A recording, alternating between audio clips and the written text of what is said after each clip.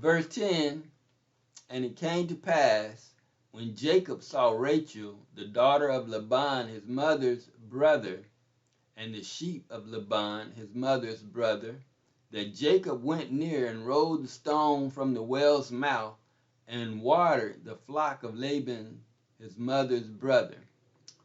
So, Laban is Rebekah's brother. Rebekah is Jacob's mother. And so Laban is basically Jacob's uncle. And Rachel is his cousin. Kissing cousins. But this is our history. This is who we are as a people. This is what you got to understand about the scriptures when we read and when we study. We're reading about ourselves, about who we are. And I know you probably haven't been told that if you don't understand that you're a Hebrew Israelite of the seed of Abraham. Now, what I mean by that? Okay, all 12 tribes of Israel, God's chosen people, Jacob's name was changed to Israel. He had 12 sons. And they became the 12 tribes of Israel. All right? And then there was King David. Actually, there was King Saul, then King David, and then King Solomon. And so during the reign of Solomon, Solomon had sinned. So the Lord divided or split Israel into two kingdoms, the northern kingdom and the southern kingdom. And the northern kingdom was 10 tribes because the Lord took 10 of the tribes away from Solomon because he sinned. So the Lord scattered the 10 tribes of the northern kingdom when they disobeyed. And he scattered them first. They were no longer referred to as Israel. They were referred to wherever location where they lived and dwelled.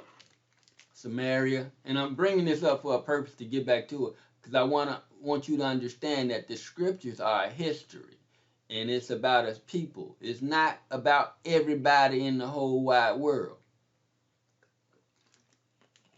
And I'm trying to help you understand who Israel is. It's about us. And if you don't know who us is, if you don't know who Israel is, you won't understand the scriptures. So the 10 tribes of the northern kingdom were scattered first.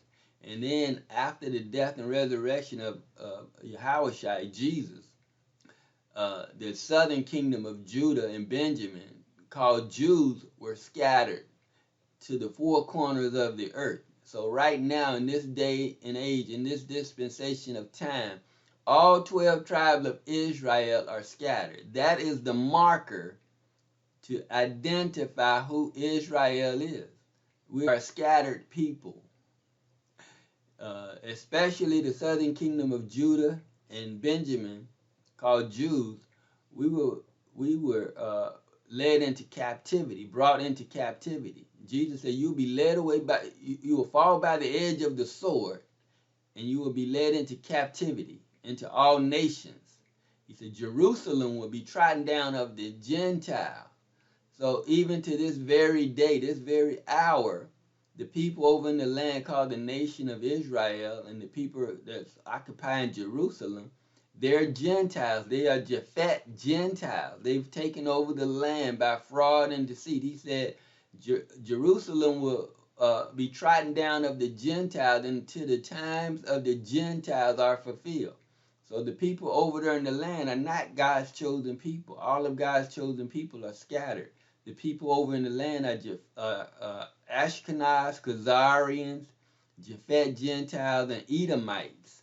They've taken over that land by fraud and deceit. And since 1948, everybody thinks they're God's chosen people, but they're not.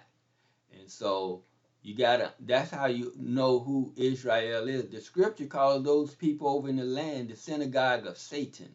They know that they're not Jews. That's why they call themselves Jewish. They practice a Judean religion. They're not of the bloodline of Abraham, Isaac, or Jacob. They're not Jews. And so all of God's chosen people, all 12 tribes of Israel, are scattered. That's the marker to know who God's chosen people are. If you don't know that, you won't be able to understand the scriptures and to keep them in context. So everything that's written It's written for our benefit. It's our history to tell us exactly who we are. And so here we see Jacob, he sees Rachel. Again, basically, she's his cousin, the daughter of Laban, his brother, and the sheep of Laban, his mother's brother. Jacob went near, and he rolled the stone from the well's mouth, and he watered the flock for Rachel. Laban's is the mother. Laban is his mother's brother. So this is what Jacob is doing. He's watering the flock of Laban for Rachel. Being a gentleman. uh, that's verse 10. Wow, we moving right along.